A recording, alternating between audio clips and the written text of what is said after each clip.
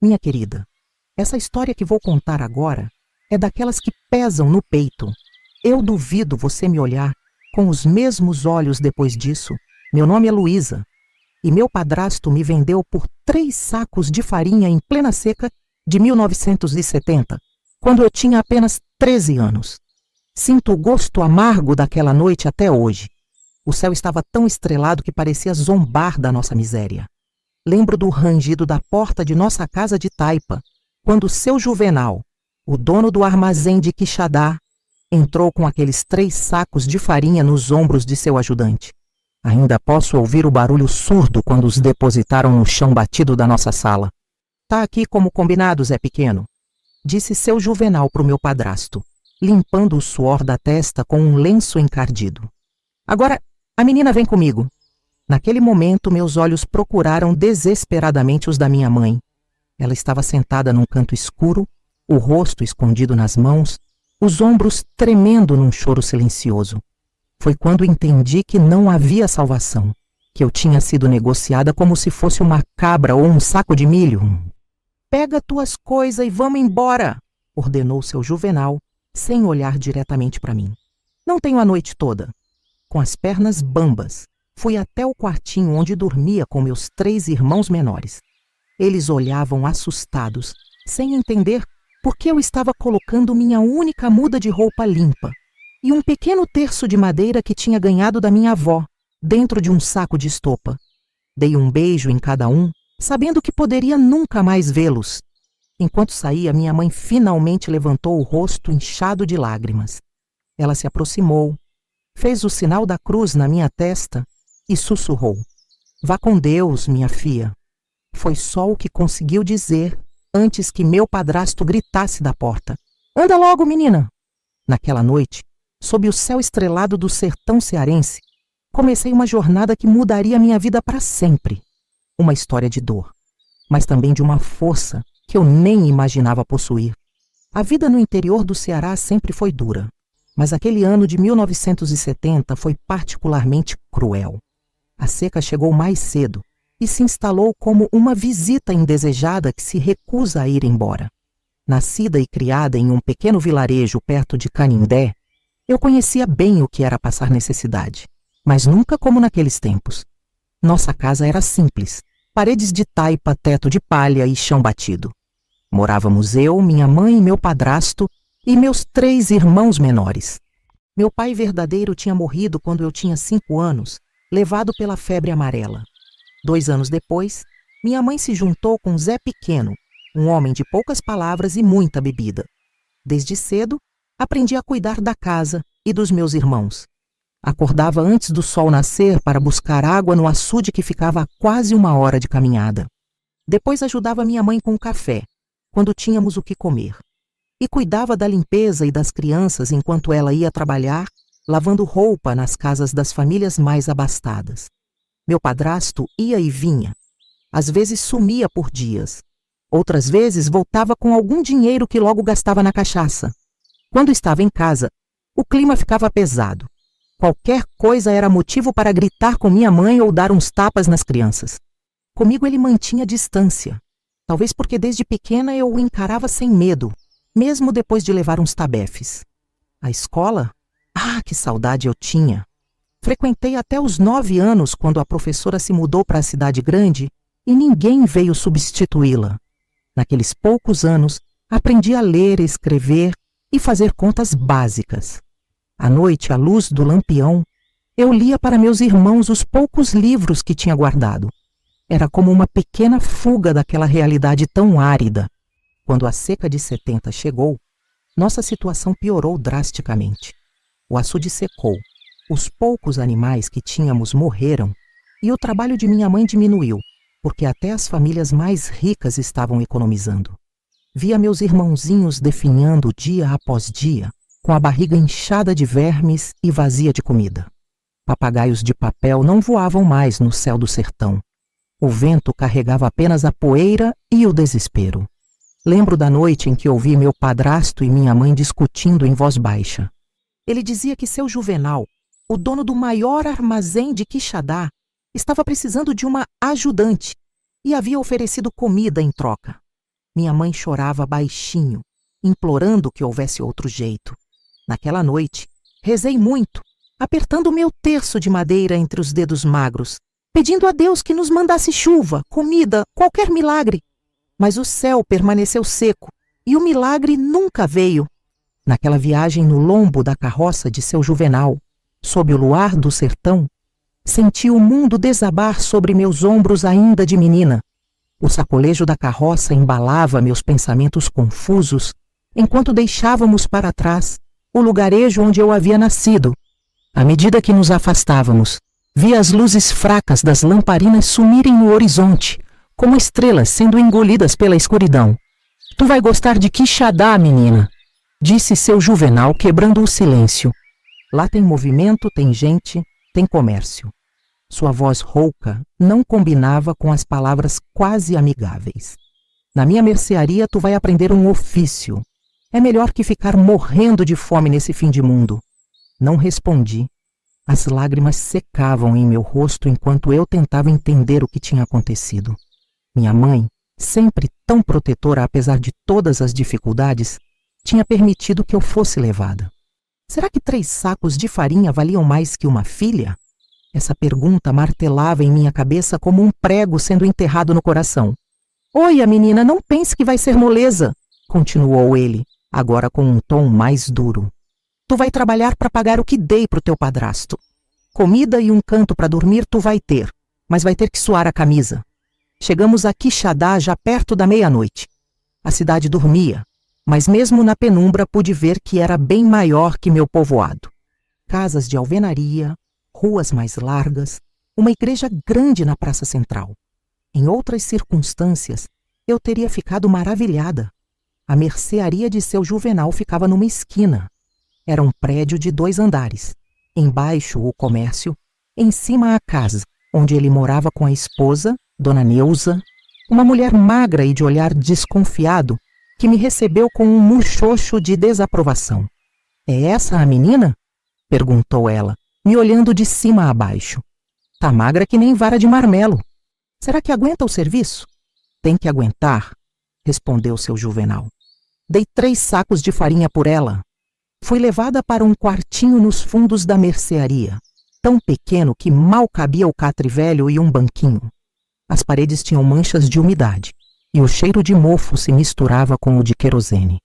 Uma lamparina velha foi minha única luz naquela primeira noite longe de casa.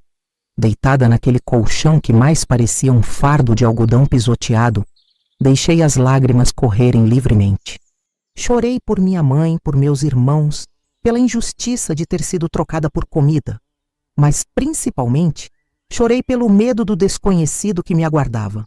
Na manhã seguinte, antes mesmo do galo cantar, fui acordada por Dona Neuza batendo na porta. Acorda, menina, tem muito serviço esperando. E olha, não pensa que tá aqui de passeio não. Seu Juvenal é homem de palavra e vai te dar o que prometeu, mas tu vai ter que merecer.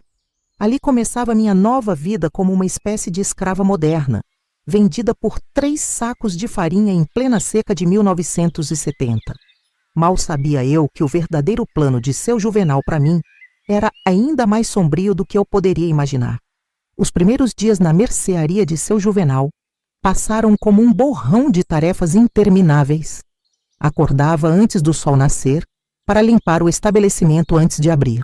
Varria o chão, tirava o pó das prateleiras, organizava as mercadorias e lavava a calçada.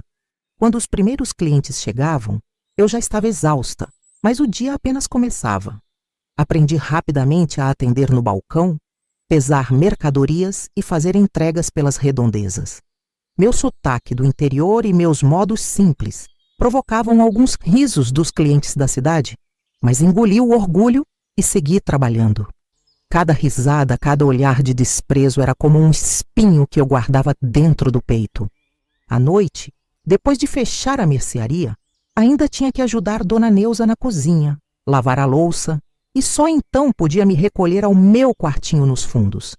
Meu corpo doía, meus dedos estavam sempre em carne viva, mas o pior era a saudade que apertava o peito. Nos momentos de solidão, pegava meu terço e rezava pelos meus irmãos, imaginando se eles teriam comido naquele dia. Foi numa quinta-feira, quase 3 semanas depois da minha chegada, que descobri o verdadeiro plano de seu Juvenal. Eu estava no depósito organizando sacos de feijão quando ouvi vozes vindas da parte da frente da mercearia.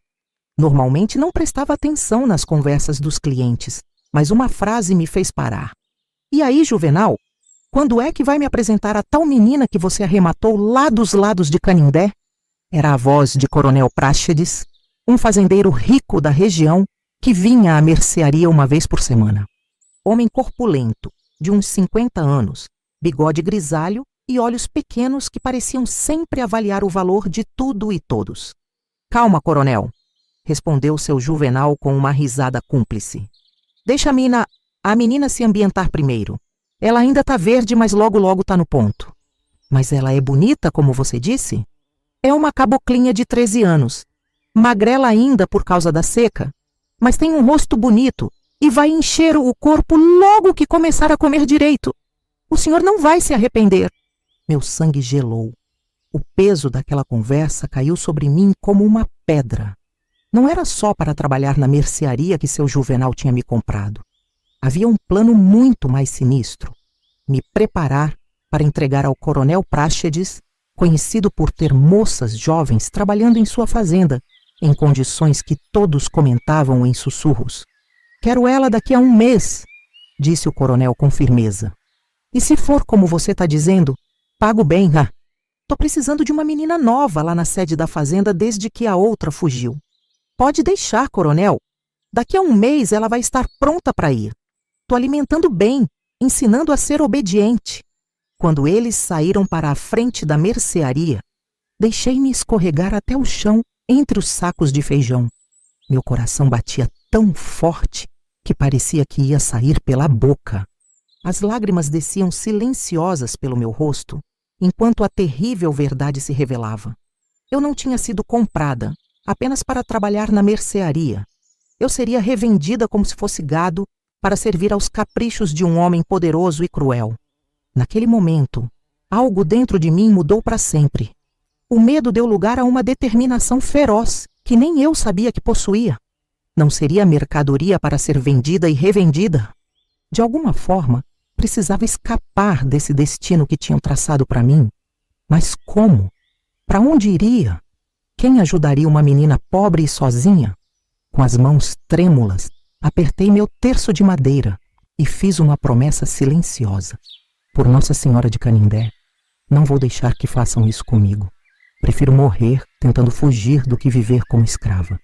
Após ouvir aquela conversa, voltei às minhas tarefas como um autômato. Meu corpo se movia, mas minha mente estava em outro lugar, processando o horror do destino que me aguardava. Durante o restante daquele dia, servi os clientes, organizei mercadorias e obedeci às ordens de Dona Neuza, mas era como se estivesse observando outra pessoa fazer essas coisas. Quando seu Juvenal se aproximou de mim mais tarde, instintivamente me encolhi. Suas palavras soavam diferentes agora. Cada gentileza parecia uma armadilha. Cada gesto de aprovação me causava repulsa. "Luísa, tá trabalhando bem", ele disse, passando a mão pelos meus cabelos de um jeito que me fez estremecer. "Tá ficando mais corada também. A comida da Neuza tá fazendo bem para tu." Engoli em seco, forçando um agradecimento quase inaudível. Aqueles olhos que antes me pareciam apenas severos, agora revelavam uma cobiça que me causava náuseas. Ele não estava me alimentando por bondade. Estava me engordando como se engorda um animal para o abate. Naquela noite, trancada no meu quartinho, deixei que todo o terror e a angústia que tinha segurado durante o dia explodissem. Chorei até meus olhos arderem, mordendo o travesseiro para abafar os soluços. Não queria que ninguém ouvisse meu desespero. Senti raiva, uma raiva que nunca tinha experimentado antes. Do meu padrasto que me vendeu, da minha mãe que permitiu, de seu Juvenal e do coronel que me tratavam como mercadoria. Mas o pior sentimento era o da traição. Durante aquelas semanas tinha começado a acreditar que, apesar de tudo, ao menos estava segura, aprendendo um ofício, com comida na barriga. Era como se o chão tivesse sumido sob meus pés novamente. A solidão me envolveu como um manto gelado Não havia ninguém a quem recorrer, ninguém que se importasse com o que aconteceria comigo. Sentada na beirada daquele catre velho, com apenas a fraca luz da lamparina iluminando o quarto, olhei para minhas mãos calejadas e magras, mãos de criança que foram forçadas a trabalhar como adulta. Pensei nos meus irmãos, na possibilidade de nunca mais vê-los. Pensei na minha mãe. Será que ela sabia do verdadeiro destino que me aguardava quando permitiu que me levassem? A dúvida era uma faca retorcendo na ferida. Não sou um saco de feijão para ser vendida. Sussurrei para mim mesma, as lágrimas secando no rosto. Não sou um animal para ser negociada. Aquela noite foi a mais longa da minha vida. Revirei-me no catre. O medo e a angústia não me deixavam dormir. Cada barulho da madeira velha estalando, cada som noturno da cidade estranha me sobressaltava. Imagens terríveis do que poderia me acontecer na fazenda do Coronel Práxedes invadiam minha mente como fantasmas. Pela primeira vez pensei seriamente em fugir. Mas para onde? Como sobreviveria sozinha? O que aconteceria se me pegassem? As histórias que tinha ouvido sobre meninas fugitivas que acabavam em situações ainda piores me assombravam. Ao amanhecer, quando os primeiros raios de sol entraram pelas frestas da janela, eu estava exausta. Mas algo havia mudado dentro de mim. O medo ainda estava lá, pulsante, mas ao lado dele havia nascido uma determinação feroz. Eu ainda não sabia como, mas não seria entregue ao Coronel Práxedes.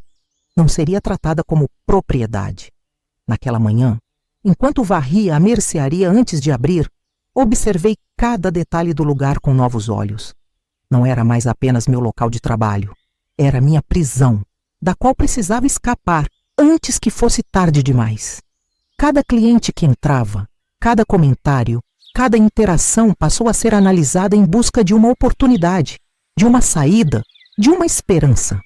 Os dias após descobrir o plano de seu Juvenal foram um estranho exercício de dissimulação. Por fora, continuava sendo a menina obediente e trabalhadora. Por dentro, minha mente fervilhava com planos de fuga e sobrevivência. Comecei a observar tudo com mais atenção. Os horários em que a mercearia ficava mais vazia, as rotas das entregas que fazia, os clientes que pareciam mais gentis. Uma mudança sutil, mas significativa, foi a maneira como seu Juvenal e Dona Neuza passaram a me tratar. De repente, comecei a receber porções maiores de comida. Dona Neuza trouxe um vestido menos esfarrapado para eu usar quando atendia os clientes. Seu Juvenal começou a me ensinar a lidar com o dinheiro e a fazer contas simples no comércio. Tu é esperta, menina, ele dizia, com um sorriso que não alcançava os olhos. Mais esperta que muita gente grande que vem aqui. Cada elogio, cada gentileza me causava um embrulho no estômago. Eu sabia que não era valorização genuína. Era como um fazendeiro cuidando de um animal que vai render bom dinheiro no abate. Uma tarde, enquanto eu organizava latas de conserva, o Coronel Práxedes apareceu na mercearia. Meu corpo inteiro enrijeceu quando ele se aproximou do balcão. Seus olhos pequenos e frios me examinaram de cima a baixo, como quem avalia uma peça de carne no açougue. É essa a menina, Juvenal? Perguntou ele sem tirar os olhos de mim. Sim, coronel, é ela mesmo. Seu Juvenal veio para perto de mim colocando uma mão no meu ombro que pesava como chumbo. Luísa, vem aqui cumprimentar o Coronel Práxedes. Ele é o homem mais importante dessas bandas. Com as pernas tremendo e o coração batendo acelerado, me aproximei e murmurei um bom dia, quase inaudível, mantendo os olhos fixos no chão. Olha para mim, menina, ordenou o coronel. Lentamente ergui o olhar. Seus olhos eram como duas contas escuras e sem brilho, avaliando cada centímetro do meu rosto. Ele sorriu, revelando dentes amarelados pelo fumo de rolo. Bonita mesmo, disse ele a seu Juvenal como se eu não estivesse ali. Tá ficando mais corada. Daqui a pouco tá no ponto, como tu disse. O combinado era 1 mês, respondeu seu Juvenal. Falta pouco agora. Tá bom, vou preparar o quarto dela lá na sede. O coronel se virou para mim novamente. Tu vai gostar de morar na fazenda, menina. Lá tem muito espaço, comida boa. Melhor que ficar nessa mercearia apertada. Não consegui responder. Um nó se formou na minha garganta, sufocando qualquer palavra. O coronel riu da minha reação, interpretando-a como timidez de menina do interior. Após ele sair, corri para o depósito e vomitei tudo o que tinha no estômago. A náusea não era apenas física, era o nojo daquela situação, daqueles homens, do destino que queriam me impor. Naquela mesma noite, enquanto lavava a louça do jantar, ouvi Dona Neuza discutindo com seu Juvenal na sala. Tu tá louco de vender as meninas pro coronel? Ela sibilava. Todo mundo sabe o que acontece com as moças que vão trabalhar na fazenda dele. A última voltou prenha e quase morta depois de tentar tirar a criança com chá de arruda. Cala essa boca, rosnou seu Juvenal. O que acontece na fazenda dele não é problema nosso. Ele tá pagando bom dinheiro pela menina. E se descobrirem? Já não basta ter comprado ela do padrasto? Agora quer revender como se fosse mercadoria? Quem vai descobrir? Aquela gente lá de Canindé mal sabe assinar o nome. E aqui em Quixadá todo mundo sabe que o coronel faz o que quer. Ninguém vai se meter. A discussão continuou, mas eu já tinha ouvido o suficiente. Meu tempo estava se esgotando rapidamente. O prazo de 1 mês estava quase chegando ao fim. E eu precisava agir antes que fosse tarde demais. Naquela noite, deitada no catre, tomei uma decisão. Na primeira oportunidade que surgisse, eu fugiria. Não importava para onde, não importava como. Qualquer destino seria melhor do que a fazenda do coronel Praxedes. A oportunidade de fuga surgiu mais cedo do que eu esperava. 3 dias após a visita do coronel Praxedes, seu Juvenal me mandou fazer uma entrega na casa de Dona Josefa, uma cliente que morava nos arredores de Quixadá. Era uma sacola grande, cheia de mantimentos para a semana, e o caminho até lá levaria quase 1 hora a pé. Vai e volta ligeiro, ordenou ele, me entregando a sacola pesada. Não fica de prosa com ninguém pelo caminho. Com o coração acelerado, peguei a sacola e saí. Enquanto caminhava pelas ruas de terra da cidade, minha mente trabalhava frenética. Era agora ou nunca. Em vez de seguir o caminho para a casa de Dona Josefa, poderia tomar a estrada que levava para fora da cidade. Mas e depois? Para onde iria? Como sobreviveria sem comida, sem dinheiro, sem conhecer ninguém? No meio do caminho, parei à sombra de um juazeiro para descansar e pensar. Foi quando notei uma pequena igreja branca no alto de uma colina. Algo me atraiu até lá. Talvez a lembrança das missas de domingo na minha terra, talvez apenas a necessidade de um abrigo temporário para organizar meus pensamentos.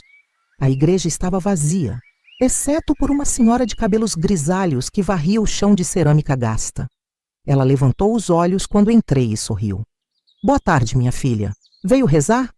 Assenti silenciosamente, ainda segurando a sacola de mantimentos. A senhora, que se apresentou como Dona Nazaré, me olhou com atenção, como se pudesse enxergar além da minha aparência frágil. Você não é daqui, é? Perguntou ela, apoiando-se na vassoura. Algo naqueles olhos bondosos quebrou minhas defesas. As palavras saíram como uma torrente. Contei sobre meu padrasto, sobre os 3 sacos de farinha, sobre a mercearia de seu Juvenal e o terrível destino que me aguardava na fazenda do coronel Praxedes. Falei até ficar sem fôlego, as lágrimas escorrendo pelo rosto, a voz embargada pelo medo e pela angústia. Dona Nazaré ouviu tudo em silêncio, seu rosto enrugado expressando primeiro choque, depois indignação e, finalmente, determinação. Minha filha, disse ela quando terminei, isso que estão fazendo com você é crime. É pecado aos olhos de Deus e crime aos olhos da lei. Mas eu não tenho para onde ir, respondi enxugando as lágrimas. Se eu fugir, vão me encontrar. E se voltasse para casa, meu padrasto me venderia de novo. Dona Nazaré ficou pensativa por alguns momentos, como se travasse uma batalha interna. Por fim, decidiu-se. Vou te ajudar. Tenho uma prima em Fortaleza que pode te abrigar por um tempo. Mas não podemos agir precipitadamente. Se você sumir agora com essa entrega, vão te procurar por toda parte. O plano que Dona Nazaré elaborou era arriscado, mas era minha única esperança. Eu deveria voltar à mercearia, continuar trabalhando normalmente por mais alguns dias, enquanto ela preparava tudo para minha fuga. No domingo seguinte, quando eu fosse liberada para ir à missa, uma generosidade recente de seu Juvenal, para mostrar que não me tratava mal, ela me encontraria na igreja e me levaria até a estação rodoviária. De lá, eu pegaria um ônibus para Fortaleza, onde sua prima me esperaria. E quanto aos mantimentos de Dona Josefa? Perguntei, olhando para a sacola que ainda segurava. Vamos fazer a entrega juntas, respondeu Dona Nazaré. Assim você não se atrasa e não levanta suspeitas. Naquele momento, pela primeira vez desde que saí de casa, senti uma fagulha de esperança. Talvez, apenas talvez, eu conseguisse escapar do destino terrível que tinham planejado para mim. Os dias seguintes foram uma tortura. Cada hora parecia se arrastar, enquanto eu fingia normalidade na mercearia. Sorria para os clientes, obedecia às ordens de seu Juvenal e Dona Neuza, e contava mentalmente as horas até o domingo. À noite, no meu quartinho, ensaiava como agiria, o que diria, como me comportaria para não levantar suspeitas. Mas o destino, que já tinha sido tão cruel comigo, preparava mais um golpe. Na sexta-feira, 2 dias antes da fuga planejada, o coronel Práxedes apareceu na mercearia. Seu rosto, normalmente impassível, mostrava uma animação incomum. Juvenal, preciso levar a menina amanhã mesmo, anunciou ele, batendo com força no balcão. Minha governanta pediu as contas de repente e tô precisando de alguém lá na sede urgente. Meu sangue gelou. Seu Juvenal pareceu hesitar, olhando de mim para o coronel. Mas o combinado era só na semana que vem, argumentou ele. A menina ainda está se acostumando aqui. Aumenta 10.000 cruzeiros no pagamento, respondeu o coronel, sacando um maço de notas do bolso. É pegar ou largar. Vi os olhos de seu Juvenal brilharem com ganância diante do dinheiro. Ele estendeu a mão, pegou as notas e as contou lentamente. Tá certo então, coronel? Amanhã de manhã o senhor pode vir buscar ela. Meu mundo desabou. O plano cuidadosamente elaborado com Dona Nazaré tinha acabado de ir por água abaixo. Em menos de 24 horas, eu estaria na fazenda do coronel, sem qualquer esperança de fuga. Quando a noite chegou e todos foram dormir, me encolhi no catre com um desespero que nunca tinha sentido antes. Não conseguia chorar. Estava além das lágrimas. A única certeza era que não podia esperar até o domingo. Precisava fugir naquela mesma noite, mesmo sem plano, mesmo sem destino certo. Esperei até que os roncos de seu Juvenal pudessem ser ouvidos pelo corredor. Com cuidado para não fazer barulho, juntei minhas poucas coisas, o terço de madeira, um lenço que tinha ganhado de Dona Neuza e uma troca de roupa. Não tinha dinheiro, não tinha comida, mas tinha determinação. Descalça para não fazer barulho, atravessei a cozinha escura. A porta dos fundos estava trancada, com a chave guardada no quarto de seu Juvenal. Teria que sair pela frente, atravessando a mercearia. Com o coração na boca, destrancou a porta que separava a casa da loja e entrou no ambiente escuro, iluminado apenas pela luz fraca da lua que entrava pelas janelas. Foi quando ouvi um ruído, um leve arrastar de pés no assoalho de madeira. Congelei, sentindo o sangue pulsar nas têmporas. Uma sombra se moveu entre as prateleiras.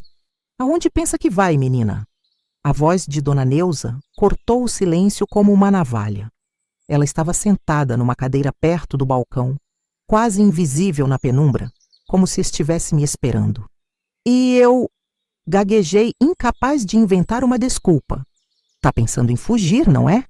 Ela se levantou lentamente. Achou que a gente não ia perceber. Tu não é a primeira que tenta. Recuei alguns passos, buscando desesperadamente uma saída. Dona Neuza avançou, mas para minha surpresa, não gritou por seu Juvenal. Em vez disso, falou em voz baixa. Escuta aqui, menina. Sei o que o coronel faz com as moças que vão para a fazenda dele. Não concordo com isso, mas não posso ir contra meu marido. Ela suspirou profundamente. Mas também não vou ser cúmplice de deixar uma criança na mão daquele monstro. Confusa, observei enquanto ela pegava algo de dentro do bolso do avental. Um pequeno embrulho de pano. Aqui tem dinheiro suficiente para uma passagem até Fortaleza, disse ela, me entregando o bom pacote. Não é muito, mas deve dar para tu se virar por uns dias até encontrar trabalho. Olhei para o embrulho, depois para ela, sem conseguir entender aquela mudança repentina. Por quê? Foi tudo que consegui perguntar. Porque também já fui menina um dia. Ela respondeu com uma tristeza profunda na voz. E por que não conseguiria viver comigo mesma se não fizesse nada? Ela me guiou até a porta da frente, destrancando-a com cuidado para não fazer barulho. Vai pela Rua dos Fundos até chegar na estação. O primeiro ônibus para Fortaleza sai às 5 da manhã. Fica escondida até lá. E nunca mais volte a Quixadá enquanto o coronel Prácedes ou meu marido estiverem vivos. Antes que eu pudesse agradecer, ela me empurrou gentilmente para fora e fechou a porta. Ali estava eu, sozinha na noite escura, com apenas um pequeno embrulho de dinheiro e o coração disparado entre o medo e a esperança. A estrada para Fortaleza foi longa e cheia de sobressaltos. A cada parada do ônibus, eu me encolhia no banco, temendo ver o rosto severo de seu Juvenal ou os olhos frios do coronel Prácedes. Apertava o pequeno embrulho de dinheiro que Dona Neuza havia me dado, meu único recurso naquele mundo desconhecido. Chegando na capital cearense, fui tomada por um misto de maravilhamento e terror. Nunca tinha visto tantas pessoas, tantos carros, tanto barulho. As ruas largas, os prédios altos, as luzes, tudo era tão diferente do meu pequeno vilarejo ou mesmo de Quixadá. Como uma formiguinha perdida num mundo gigante, caminhei sem rumo, tentando decifrar aquela cidade que parecia engolir gente. Não tinha como encontrar a prima de Dona Nazaré, não sabia seu endereço nem seu nome completo. Estava verdadeiramente sozinha. Com o dinheiro de Dona Neuza, consegui comprar um pão e uma banana numa quitanda. E perguntei onde poderia encontrar trabalho. Uma pirralha como você? Riu o dono da quitanda. Vai procurar as madames dos Meireles ou da Aldeota. Sempre precisam de empregadinhas. Mas cuidado, viu? Tem muita gente ruim nessas ruas. Seguindo vagamente as direções que me deram, caminhei por horas até chegar a um bairro de casas grandes e muradas. Bati de porta em porta, oferecendo-me para limpar, cozinhar, qualquer serviço. Fui recebida com desconfiança, portas fechadas na cara, até que uma senhora idosa, Dona Eulália, aceitou me dar um teto em troca de trabalho. Pode dormir no quartinho dos fundos, disse ela, me olhando por cima dos óculos. Mas é por experiência. Se não servir, vai embora. O quartinho dos fundos era pouco mais que um depósito com uma cama improvisada, mas para mim parecia um palácio depois de tudo que havia passado. Trabalhava de sol a sol, limpava poia-casa enorme, lavava pilhas intermináveis de roupa no tanque, cozinhava seguindo as receitas complicadas que Dona Eulália exigia. Meus dedos rachavam do sabão em pó barato. Minhas costas doíam de tanto esfregar o chão, mas eu não reclamava. Pela primeira vez, estava trabalhando por escolha própria, não como mercadoria vendida. O tempo foi passando e fui me adaptando à vida na capital. Dona Eulália, apesar de exigente, não era má pessoa. Começou a me ensinar a ler melhor, impressionada que eu já conhecesse as letras. Nas noites, depois que ela ia dormir, eu ficava debruçada sobre os livros velhos que encontrava na estante da sala, decifrando palavras, ampliando meu vocabulário, sonhando com um futuro diferente. Um dia, fazendo compras para Dona Eulália no mercado, esbarrei em uma senhora que deixou cair todas as suas sacolas. Me desculpe, falei, ajudando-a a recolher as coisas. Ela me olhou atentamente e sorriu.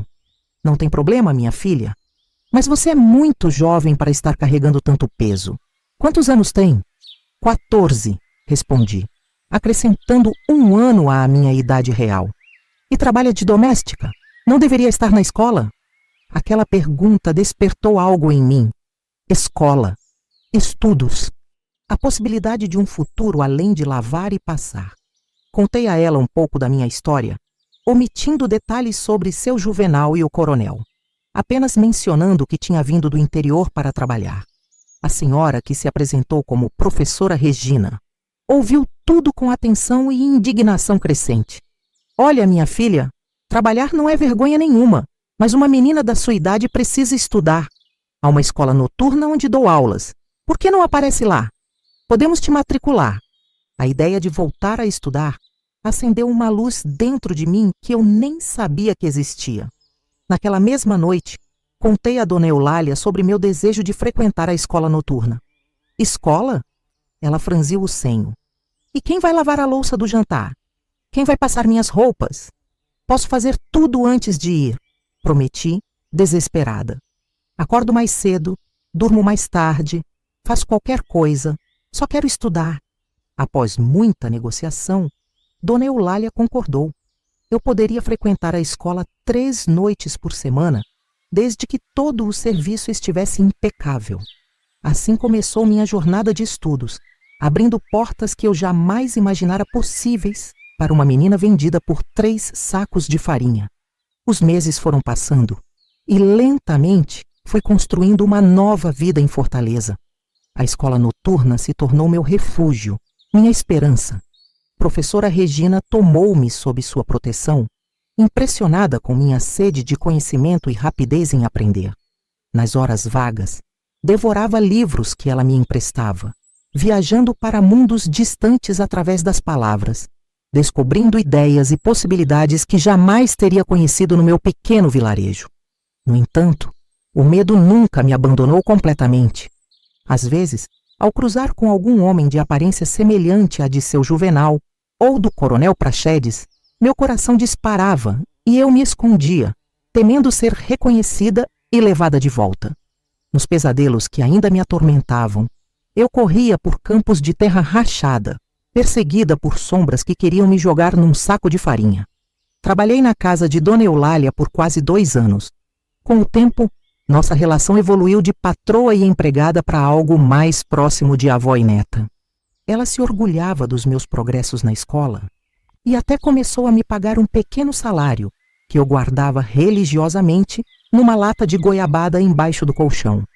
Foi durante esse período que conheci Mestre Antônio, um carpinteiro que vinha regularmente fazer reparos na casa de Dona Eulália.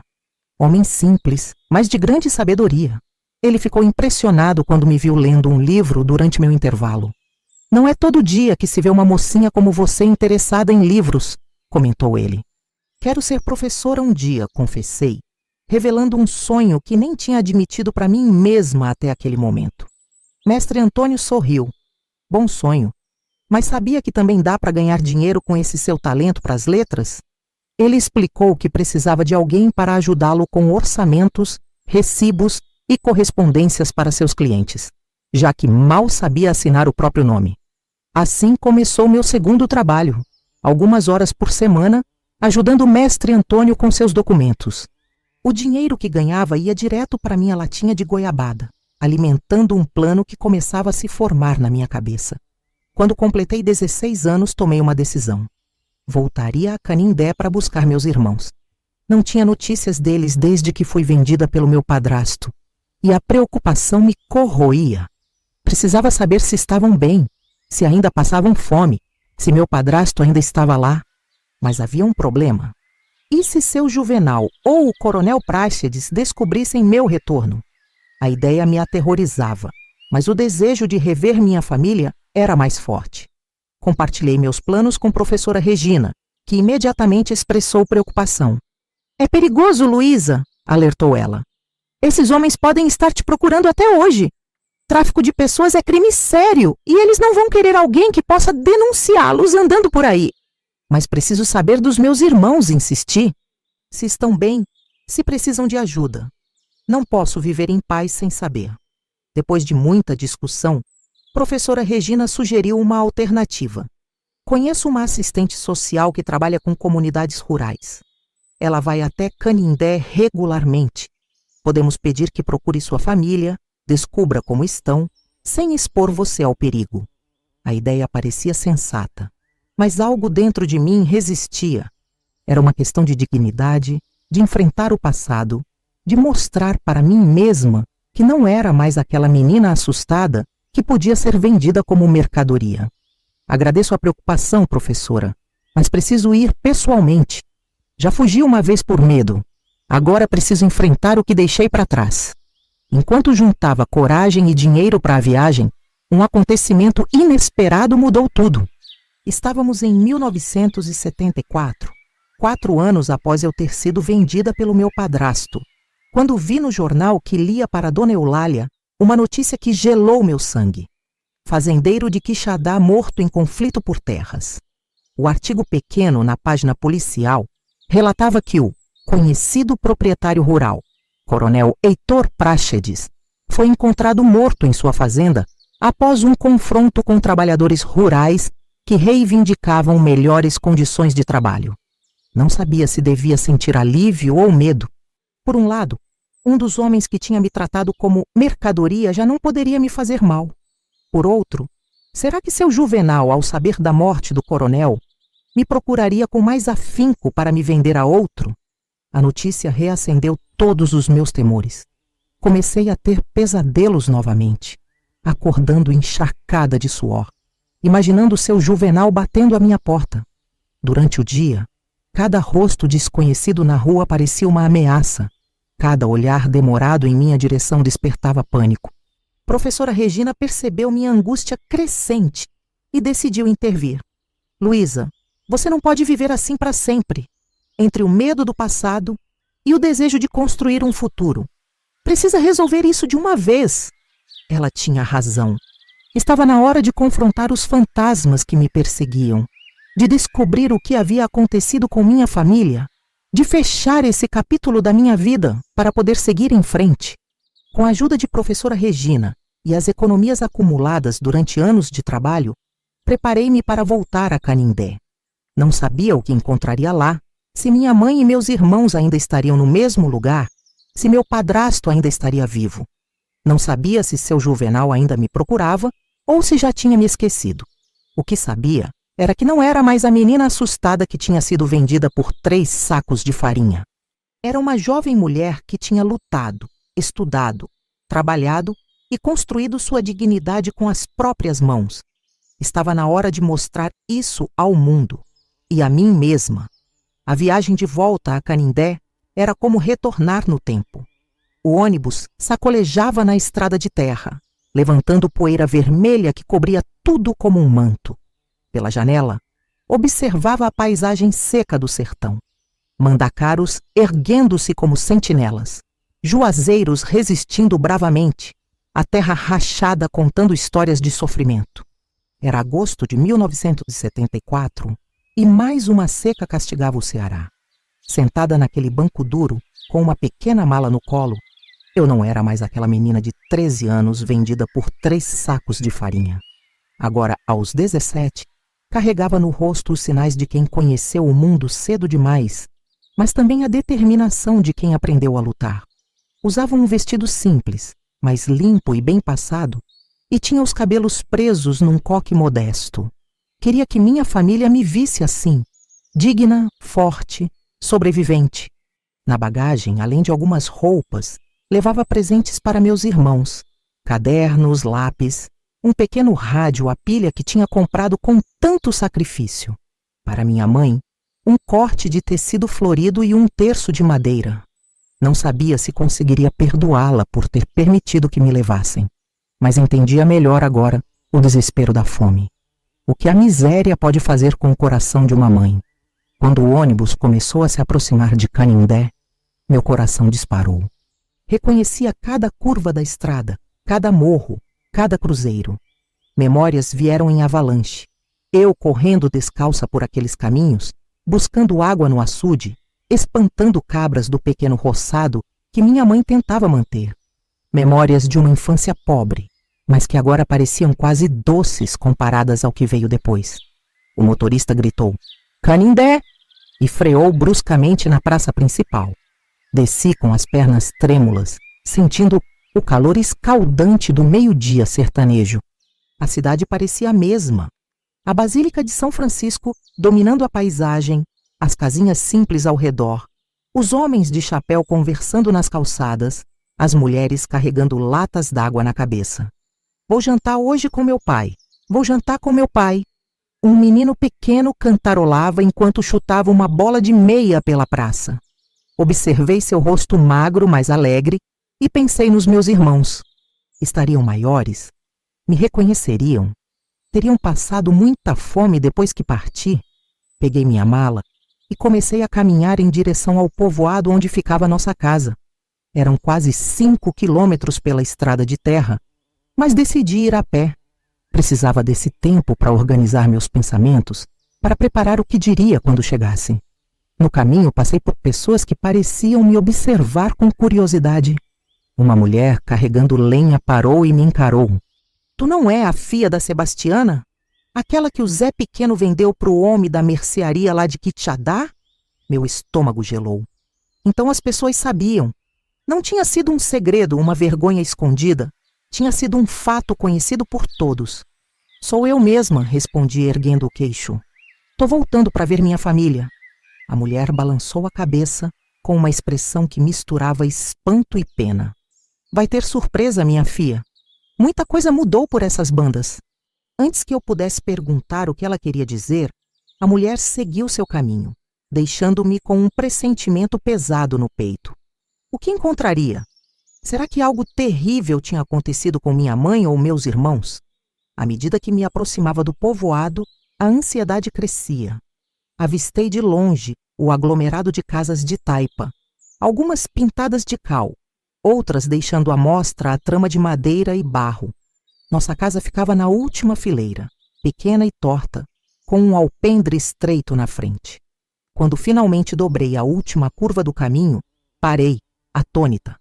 No lugar onde deveria estar nossa casa, havia apenas um monte de escombros. As paredes de taipa tinham desabado. O teto não existia mais, e ervas daninhas cresciam em meio aos destroços. Não tá mais ninguém aí não, moça. Me virei rapidamente ao ouvir a voz. Era seu Joaquim, um velho pescador que vivia algumas casas adiante. Estava mais curvado e enrugado do que eu lembrava, apoiado num cajado nodoso. Seu Joaquim, o senhor se lembra de mim? Sou a Luísa, filha da Sebastiana. Os olhos embaçados do velho se arregalaram, e ele se aproximou, examinando o meu rosto com curiosidade. Virgem Santa, é tu mesmo, menina? Pensava que tinha morrido lá em Quixadá, na mão daquele comerciante safado. Não morri não, seu Joaquim. Consegui fugir. Mas cadê minha mãe? Meus irmãos? O que aconteceu com nossa casa? O velho suspirou profundamente, tirando o chapéu de palha e girando-o nervosamente entre os dedos. É uma história triste, minha filha. Depois que o Zé Pequeno te vendeu, a vida ficou pior ainda para tua mãe. Ele bebia mais, batia mais nela e nas crianças. O dinheiro dos 3 sacos de farinha acabou em menos de um mês. Meu coração apertou ao imaginar o sofrimento da minha família. Seu Joaquim continuou, a voz embargada. No fim daquele ano, o mais novinho, o Zezinho, morreu de desnutrição. Foi o tombo final para tua mãe. Ela definhou, perdeu o juízo, não comia, só chorava, chamando teu nome e o do pequeno. Passava os dias andando pela caatinga, dizendo que ia te buscar em Quixadá. Lágrimas quentes começaram a escorrer pelo meu rosto. Meu irmãozinho, aquele bebê que eu embalava para dormir, tinha morrido de fome. E eu não estava lá para ajudar, para dar-lhe ao menos um pouco de água, para segurar sua mãozinha no último suspiro. E minha mãe? Perguntei quase sem voz. O que aconteceu com ela? Morreu no inverno seguinte. Pegou uma febre forte e, como estava fraca demais, não resistiu. Antes de ir, ela me chamou e fez eu prometer que se um dia tu voltasse, eu te diria que ela te amava mais que tudo nesse mundo, que não teve força para impedir que te levassem e que esse remorso matou ela por dentro muito antes da febre levar o corpo. Caí de joelhos ali mesmo, na terra seca, sentindo como se um abismo se abrisse sob meus pés. Tinha voltado tarde demais. Nunca mais veria minha mãe. Nunca poderia dizer que a perdoava, que entendia seu desespero. Nunca mais abraçaria meu irmãozinho. A culpa me sufocava. Se eu tivesse fugido antes, se tivesse voltado logo. E os outros? Meus outros irmãos, Toinho e Maria? Perguntei em meio aos soluços. Foi então que seu Joaquim se ajoelhou na minha frente, com dificuldade por causa da idade, e segurou minhas mãos trêmulas. Aí é que está a parte que tu precisa saber, minha filha. O que aconteceu não foi só culpa da seca ou da pobreza. Foi porque teu padrasto fez um trato com o diabo. Ergui os olhos confusa. Como assim, seu Joaquim? O Juvenal da mercearia não te comprou só para trabalhar, menina. Ele tinha um acordo com o coronel Práxedes, aquele cão dos infernos. O coronel pagava por meninas jovens, principalmente as bonitas como tu. Todo mundo em Quixadá sabia disso, mas ninguém falava nada porque o homem era poderoso. Meu estômago revirou ao ouvir a confirmação do que eu já sabia. Mas seu Joaquim não tinha terminado. E o pior, teu padrasto sabia disso quando te vendeu. Ele e o Juvenal já tinham feito o negócio antes. 2 outras meninas daqui do povoado foram compradas antes de ti. Nenhuma voltou. A revelação caiu sobre mim como uma pedra. Não tinha sido apenas um ato desesperado de um homem tentando salvar o resto da família da fome. Tinha sido um plano calculado, uma venda consciente para o que certamente seria um destino terrível. Depois que tu sumiu, o Zé Pequeno tentou vender tua irmã Maria também. Ela tinha só 8 anos. Foi aí que o povo daqui se revoltou. Tua mãe já tinha morrido, o Zezinho também. A gota d'água foi quando ele chegou bêbado uma noite, gritando que ia levar a Maria para Quixadá no dia seguinte. Seu Joaquim fez uma pausa, olhando para o horizonte como se revivesse aquela noite. Reunimos os homens do povoado e fomos até a casa de vocês. Tiramos as crianças de lá e o Zé Pequeno sumiu na mesma noite. Dizem que foi para o Piauí, mas ninguém tem certeza. A casa foi abandonada e acabou desabando nas chuvas do inverno passado. E meus irmãos? Onde estão eles agora? Perguntei, levantando-me de um salto. Um misto de desespero e esperança renovada tomando conta de mim. Seu Joaquim sorriu pela primeira vez, um sorriso desdentado, mas genuíno. Tão bem, graças a Deus. Depois do acontecido, a comadre Dalva, que já tinha 5 filhos, pegou eles para criar. Ela é boa pessoa, trata os 2 como se fossem dela. Vovô, o almoço está pronto. Uma voz infantil interrompeu nossa conversa. Uma menina de uns 10 anos corria em nossa direção. Parou ao me ver curiosa. Quem é essa moça, vovô? Meu coração quase parou ao reconhecer aqueles olhos. Os mesmos da minha mãe, os mesmos que eu via todas as manhãs no pequeno espelho de Dona Eulália. Maria, sussurrei, mal acreditando. Maria, sou eu, Luísa, sua irmã. A menina me olhou perplexa. Depois seu rostinho iluminou-se com um reconhecimento repentino. Luísa? A Luísa que foi embora? Mãe Dalva disse que um dia você ia voltar. Em segundos ela correu e pulou em meus braços. Apertei-a contra meu peito, não conseguindo conter as lágrimas que agora eram de alegria misturada com a dor. Ela estava viva, estava bem, tinha crescido. Vamos! Toinho vai ficar doido quando ver você. Ela pegou minha mão tentando me puxar. Espera um pouco, deixa eu falar mais uma coisa com a tua irmã, interrompeu seu Joaquim.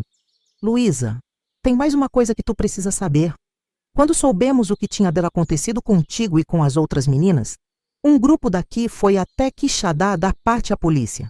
Ninguém acreditou na gente, claro. Mas um repórter de um jornal de Fortaleza ficou interessado na história. Ele escreveu sobre o coronel Práxedes e o esquema de compra de meninas. Foi aí que começou a derrocada do coronel. Fiquei atônita. Então a morte do coronel Práxedes, que tinha visto no jornal, não tinha sido apenas por conflito de terras. A revolta dos trabalhadores na fazenda dele foi só o estopim, minha filha. Ele já estava sendo investigado. Já tinha perdido muito do poder que tinha.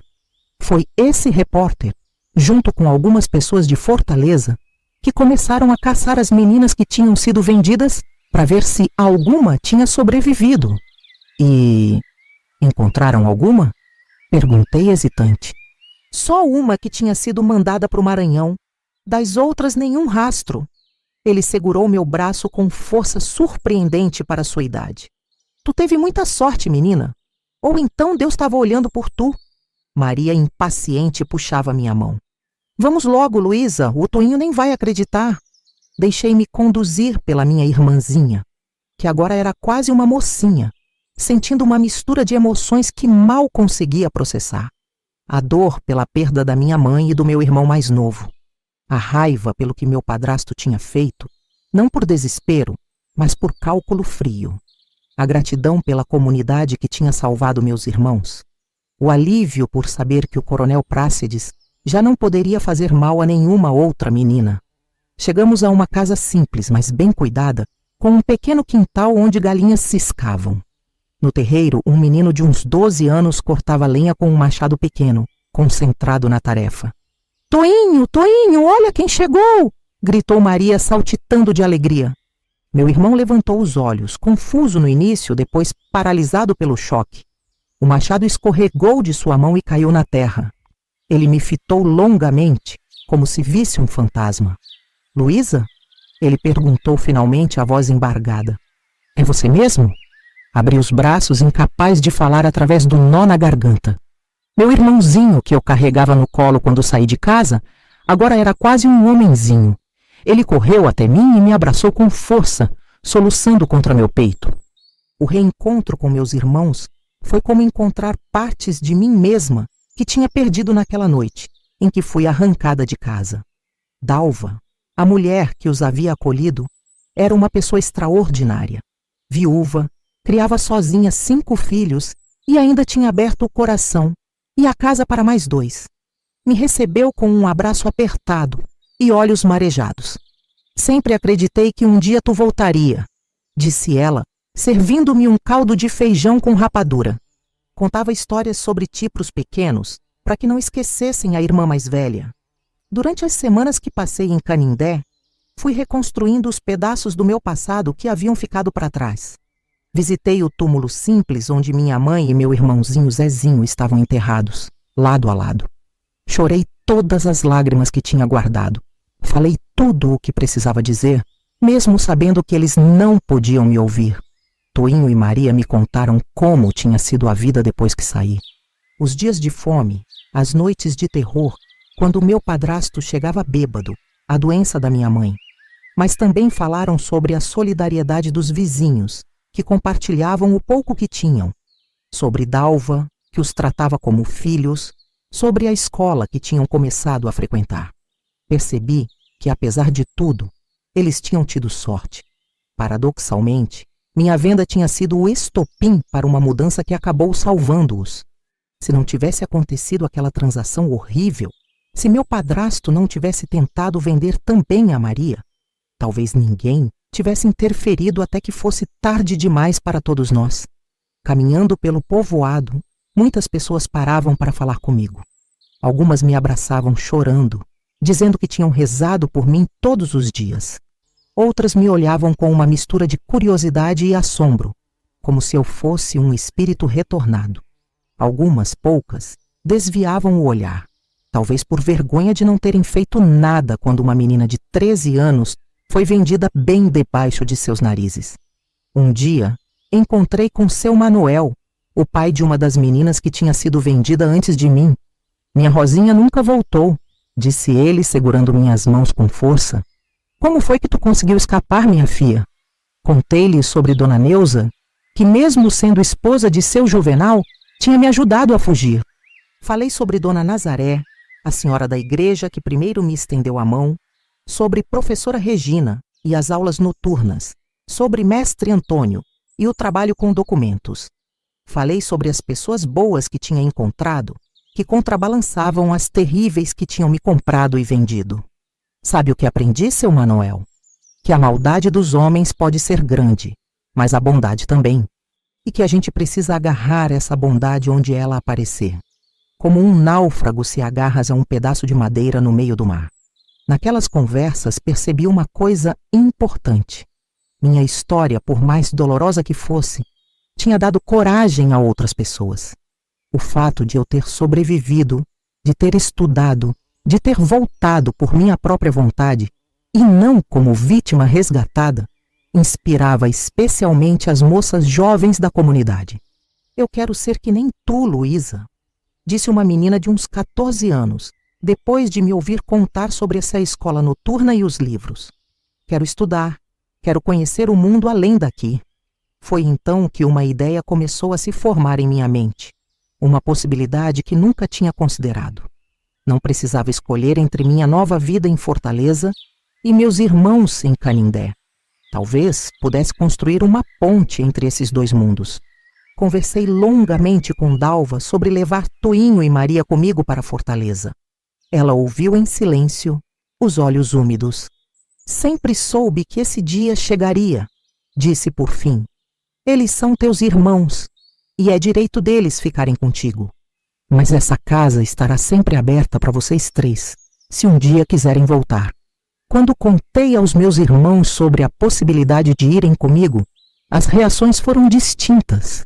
Maria pulou de alegria, falando sem parar sobre a cidade grande, as lojas, a praia que nunca tinha visto. Toinho ficou mais reservado, dividido entre a excitação de uma nova vida e o medo de deixar o único lar que conhecia desde que perdera a mãe. E se não der certo lá? Perguntou ele uma noite, quando estávamos sozinhos. E se a gente não conseguir se adaptar? Então voltamos, respondi simplesmente. O importante é que estejamos juntos desta vez. Não vou permitir que nos separem novamente. Voltamos para Fortaleza num dia de setembro, o céu limpo como uma promessa de futuro. A adaptação não foi fácil. Dona Eulália, já idosa, não podia abrigar mais 2 crianças, então aluguei um quartinho perto da casa dela com minhas economias. Era pequeno, mas nosso. Matriculei Toinho e Maria na escola, enquanto continuava meus estudos noturnos e trabalhava durante o dia.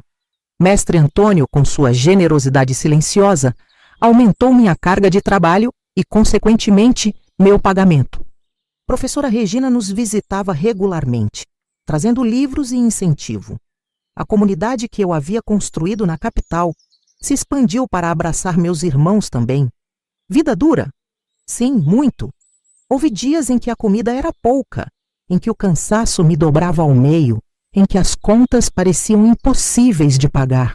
Mas nunca mais passamos fome de verdade. Nunca mais tememos violência dentro de casa. Nunca mais nos separamos. Os anos passaram. Terminei meus estudos, consegui um diploma de professora, realizando o sonho que tinha compartilhado com o mestre Antônio anos antes. Maria seguiu meus passos e também se tornou educadora. Toinho, com seu jeito quieto e habilidoso, aprendeu o ofício de carpintaria com meu antigo patrão e desenvolveu um talento especial para a marcenaria fina. Aos 25 anos, com meus irmãos encaminhados e uma carreira estável como professora, finalmente me permiti pensar no que tinha acontecido com uma perspectiva mais ampla. Aqueles 3 sacos de farinha, símbolo da minha venda, da minha humilhação, tinham sido o ponto mais baixo da minha existência, mas também tinham sido o ponto de viragem, o início de uma jornada que me fez quem eu era. Numa tarde de domingo, sentada entre meus irmãos na pequena sala do apartamento que conseguimos comprar com nossas economias combinadas, contei a história completa a eles. Não a versão suavizada que tinham ouvido quando eram mais novos, mas tudo. O terror da mercearia, o plano do coronel Práxedes, a fuga desesperada, as noites de medo em Fortaleza. Sabe por que estou contando isso agora? Perguntei, olhando para os rostos atentos dos meus irmãos. Porque quero que entendam que nossa história não é definida pelo pior momento que vivemos, mas pelo que fazemos depois dele. Mais tarde, naquele mesmo ano, voltamos a Canindé para visitar Dalva e os túmulos da nossa mãe e do pequeno Zezinho. No caminho, passamos por Quixadá. A mercearia de seu Juvenal não existia mais. No lugar havia uma farmácia. Soube pelos moradores locais que ele tinha morrido alguns anos antes, de cirrose, pobre e abandonado. Não senti alegria nem vingança ao ouvir isso. Apenas uma estranha paz, como se um ciclo tivesse se fechado. A justiça dos homens nem sempre alcança os culpados, mas há outras formas de justiça no mundo. Hoje, com meus 68 anos, olho para trás e vejo o caminho percorrido. Dos meus alunos, muitos vieram de situações de pobreza e violência similares às que vivi. Para eles, conto minha história não como lição de moral, mas como prova de que o destino pode ser reescrito, mesmo quando parece talhado na pedra mais dura. Meus irmãos me deram sobrinhos, que me deram sobrinhos netos. Nossa família, que quase foi destruída pela fome e pela ganância, renasceu e se multiplicou. Nas reuniões de família, quando os pequenos perguntam sobre o passado, contamos não apenas sobre a dor, mas também sobre a superação, sobre a força que descobrimos em nós mesmos, sobre as pessoas que nos estenderam a mão quando mais precisávamos. Se você me perguntar se perdoei meu padrasto por ter me vendido por 3 sacos de farinha, não sei responder.